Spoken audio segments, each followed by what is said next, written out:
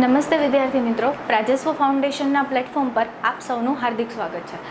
Daily MCQ સિરીઝમાં આજે ફરી આપણે નવા એમસીક્યુનું ડિસ્કસ કરીશું કે જે એમસીક્યુના ઓપ્શન ઉપરથી આપણને ખબર પડી શકે કે આ ઓપ્શન ઉપરથી કયા પ્રકારના પ્રશ્નો પૂછાઈ શકે છે અને આપણે ઓપ્શન ઉપરથી સાચો આન્સર કઈ રીતે ફાઇન્ડ કરવો એની પણ આપણને માહિતી મળી શકે.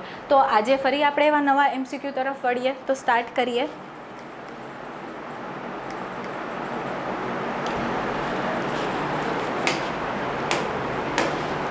વટાણા, મસૂર જેવા પાકો માટે રાઇઝોબિયમની કઈ પ્રજાતિ વપરાય છે?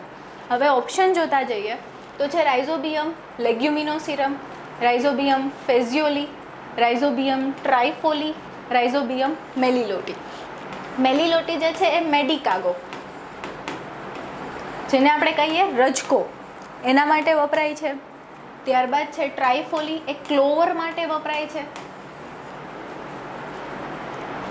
ફેઝિયોલી જે છે એ ફેઝિયોલસ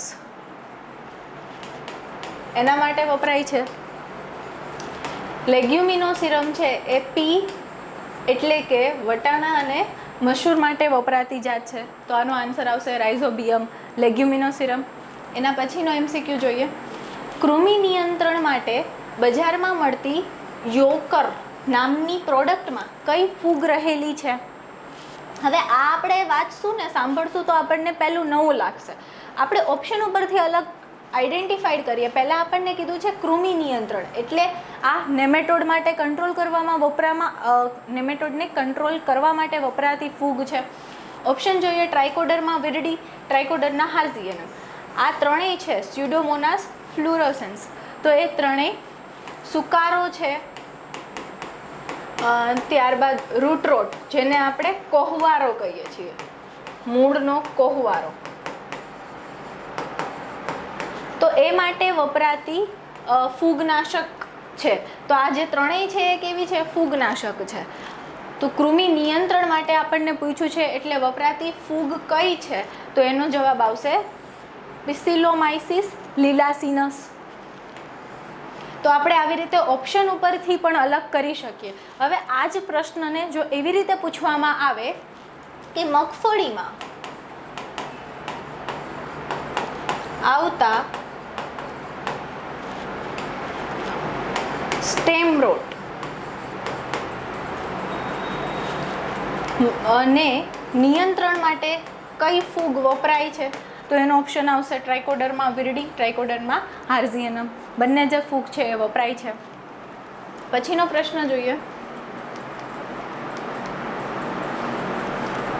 કયું મશરૂમ સફેદ બટન મશરૂમ તરીકે પ્રચલિત છે? હવે મશરૂમ વિશે આપણે થોડુંક માઇનર સબ્જેક્ટ છે તો આપણે એટલું બધું ધ્યાન ના આપ્યું હોય, પરંતુ આ એવો ટોપિક છે કે જેમાં આપણને ખાલી મશરૂમની સ્પીસીસ કઈ છે ને કેના માટે વપરાય છે એ ખાલી કરી લઈએ તો પણ આપણને માર્ક મળી જાય.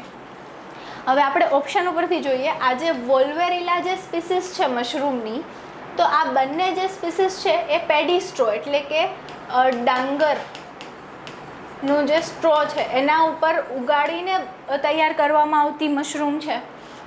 એગેરિકસ બાયસ્પોરસ છે અને પ્લુટોરસ સજોર કાજુ છે. તો આ જે છે મશરૂમ એને ઓયસ્ટર મશરૂમ તરીકે ઓળખવામાં આવે છે.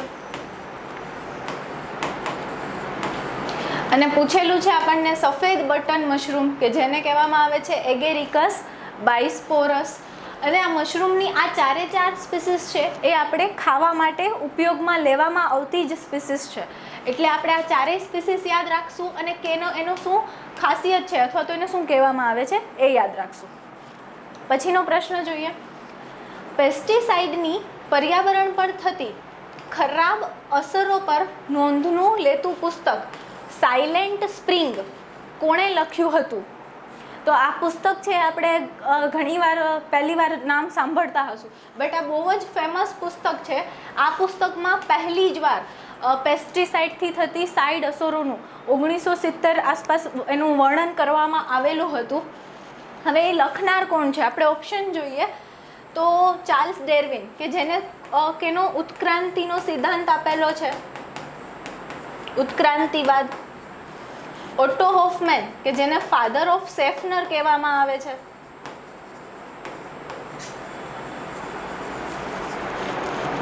રોન્ટજન જેને એક્સરે ક્ષ-કિરણોની શોધ કરેલી છે. બરોબર છે. તો આનો સાચો આન્સર શું આવશે? રચેલ કાર્સન.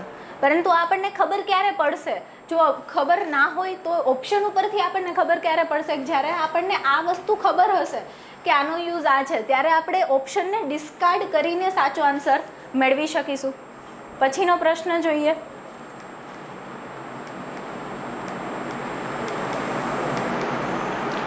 ક્ષ-કિરણોની શોધ કોણે કરી?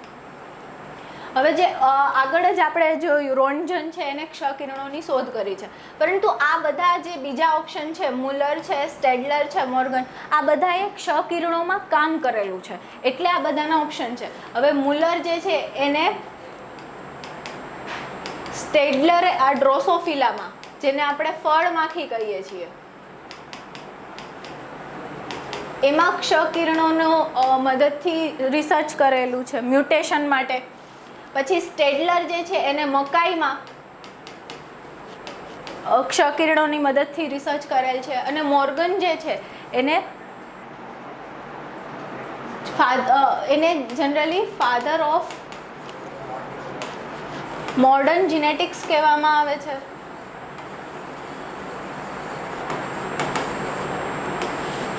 તો આનો આપણે ક્ષ-કિરણોની ખાલી શોધ પૂછે તો આન્સર આવશે રોન્ટજન. પરંતુ આ ઓપ્શન ઉપરથી આપણને જો ભૂલથી પણ પૂછવામાં આવે તો આપણે આન્સર કરી શકીએ છીએ. પછીનો પ્રશ્ન જોઈએ. કૃષ્ણરાજ સાગર ડેમ કઈ નદી પર બાંધવામાં આવ્યો છે? તો આનો આન્સર આવશે કાવેરી. હવે ઓપ્શન જોઈએ. સરસ્વતી નદી છે તો એ ઓલમોસ્ટ લુપ્ત થઈ ગઈ છે, એટલે એના પર ડેમ એક પણ બાંધવામાં આવેલો નથી. હવે કૃષ્ણરાજ સાગર ડેમ જે છે એ આપણે ઓપ્શન જોઈએ ને તો આપણે કૃષ્ણ અથવા તો કૃષ્ણ નદી કરીએ, કારણ કે ઓપ્શન આપણને નામ સરખું લાગે છે તો એવું લાગે, પરંતુ એવું નથી હોતું. બરોબર છે. મહાનદી જે છે એ મહાનદી પર હીરાકુડ ડેમ છે એ બાંધવામાં આવેલ છે. એનો સાચો આન્સર રહેશે કાવેરી. પછીનો પ્રશ્ન જોઈએ.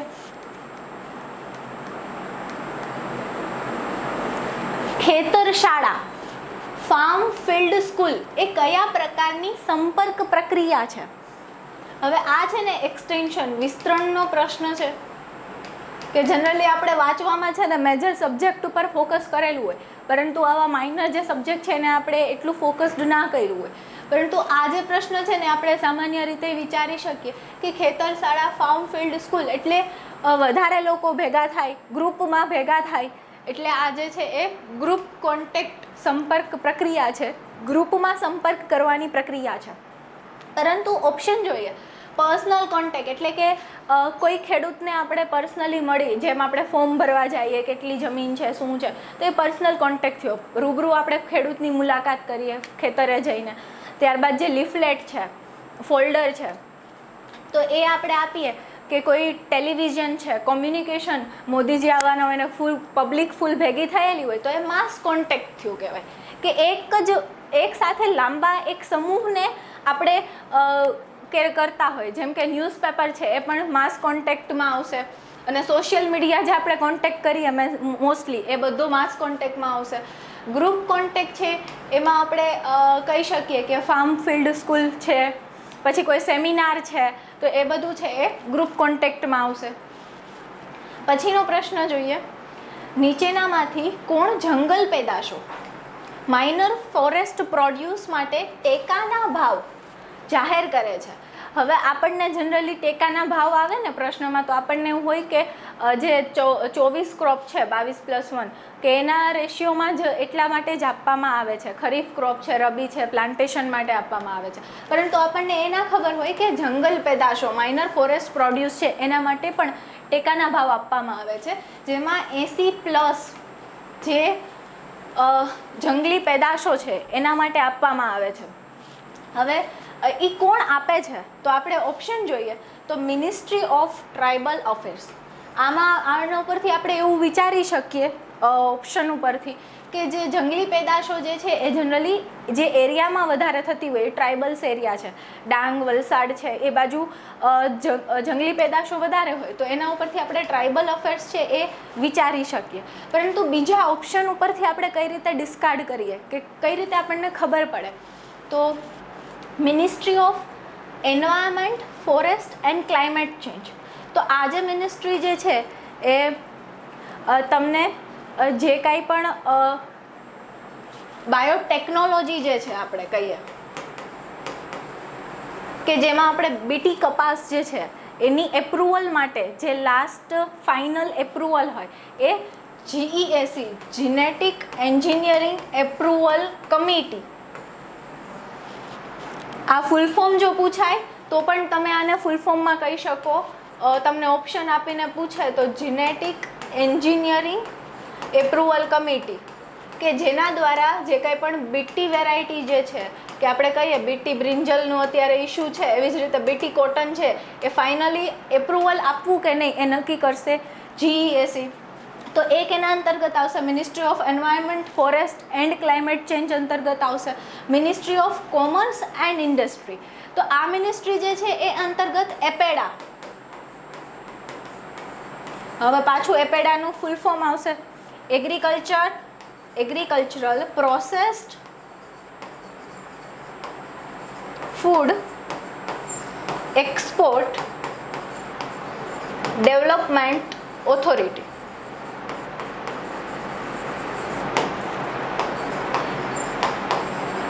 જે આપણે કહીએ જે એક્સપોર્ટ માટે જે સંસ્થા કાર્યરત છે એપેડા. આ ઉપરાંત NPOP, national programme for organic production, જે NPOP જે છે એ પણ કેના અંતર્ગત આવશે ministry of commerce and industry. અને આ જે પ્રશ્ન છે એ ખેતીવાડી અધિકારીની પરીક્ષામાં પૂછાયેલો છે કે NPOP જે છે એ કઈ મિનિસ્ટ્રી અંતર્ગત કાર્યરત છે.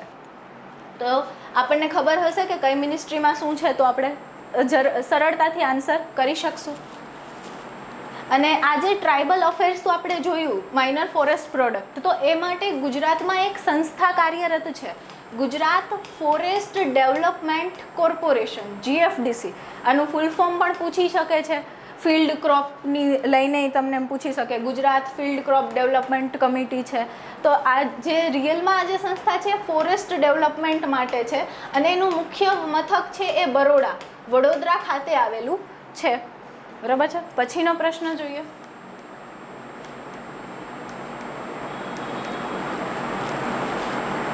પરંપરાગત કૃષિ વિકાસ યોજનાનો મુખ્ય ઉદ્દેશ શું છે? હવે આ યોજના જે છે આપણને ખબર છે સરકાર દ્વારા લાગુ પાડવામાં આવેલી છે, પરંતુ હવે એનો ઉદ્દેશ્ય પૂછવામાં આવેલો છે. ઓપ્શન જોઈએ. સજીવ ખેતી અને જમીનનું સ્વાસ્થ્ય જાળવવા, ખેડૂત મંડળી બનાવવી, તેમને પ્રમોટ કરવા, 10,000 FPO બનાવી તેમને સપોર્ટ કરવા, અને પછી છે પાક પદ્ધતિને અતિ ઘનિષ્ઠ બનાવવા. હવે આ જે પરંપરાગત કૃષિ વિકાસ યોજના છે એ સજીવ ખેતી અને જમીનનું સ્વાસ્થ્ય જાળવવા માટે, પર્ટિક્યુલરલી ઓર્ગેનિક ફાર્મિંગ વધે એ માટે બહાર પાડવામાં આવેલી યોજના છે. અને એ જ અંતર્ગત આપણા ગુજરાતમાં ડાંગ જિલ્લાને સંપૂર્ણ પ્રાકૃતિક ડાંગ તરીકે ડિક્લેર્ડ કરેલ છે. પરંતુ આ સિવાય પણ ડાંગ સિવાય પણ વલસાડ જિલ્લાના ધરમપુર અને કપરડા,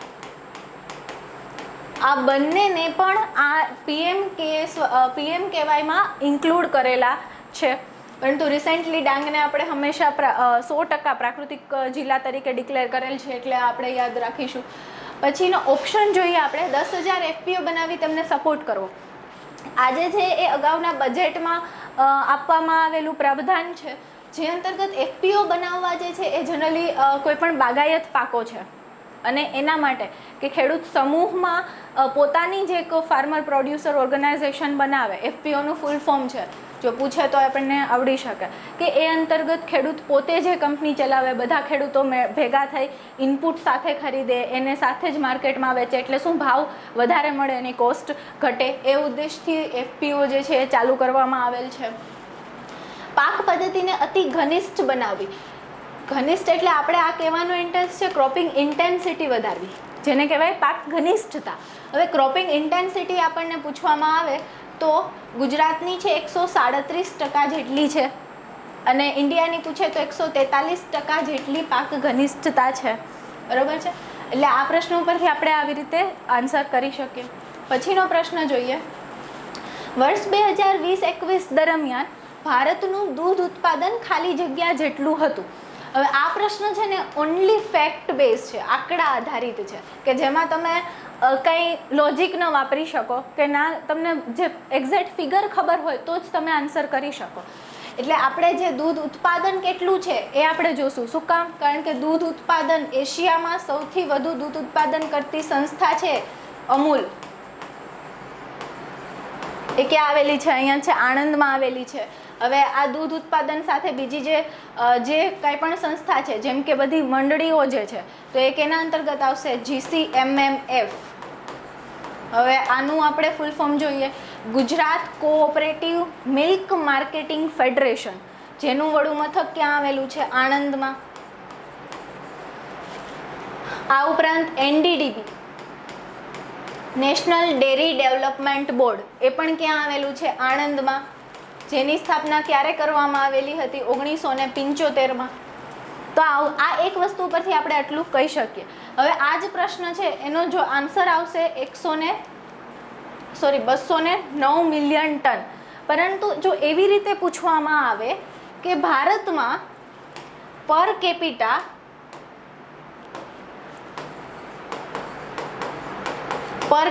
એટલે પર વ્યક્તિ દીઠ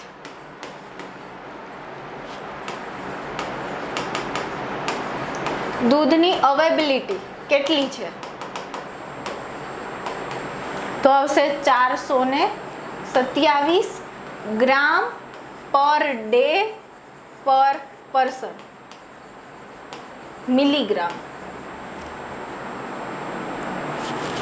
ગ્રામમાં જ આવશે. 427 ગ્રામ પર ડે પર પર્સન હશે. એટલે આના ઉપરથી એવી રીતે પૂછાય. પછી એવું પૂછે કે કયા રાજ્યમાં પર કેપિટા અવેબિલિટી સૌથી વધારે છે? તો આવશે પંજાબ અને હરિયાણા. એટલે આ રીતના તમને પ્રશ્નો પૂછી શકે છે. પછીનો પ્રશ્ન જોઈએ. ઓકે, તો અહીંયા આપણે ડેઇલી MCQનું ડિસ્કશન પૂર્ણ કરીએ છીએ. મારી આશા રહેશે કે તમને આ MCQમાંથી 1-2 MCQ તો નવા જાણવા મળ્યા જ હશે. એ ઉપરથી તમને જો કોઈ ટોપિક કરવાનો બાકી રહેતો હશે કે જે આંકડા બેઝ ઉપર હશે કે જે ફેક્ટ બેઝ માહિતી ઉપર હશે તો તેનું તમે એકવાર પણ જોઈ લેશો તો તમને માર્ક મળી શકશે. આ ઉપરાંત પ્રાજસ્વ ફાઉન્ડેશન દ્વારા mock test 5 full mock test છે કે જેનું આયોજન કરવામાં આવેલું છે. જે મોક ટેસ્ટ છે એ કૃષિ તજજ્ઞો દ્વારા તૈયાર કરવામાં આવેલ છે. તો લિમિટેડ વિદ્યાર્થીઓ લેવાના છે. તો વહેલા તે પહેલાંના ધોરણે કોન્ટેક્ટ કરી અને પોતાનું નામ રજિસ્ટ્રેશન કરાવો. Thank you.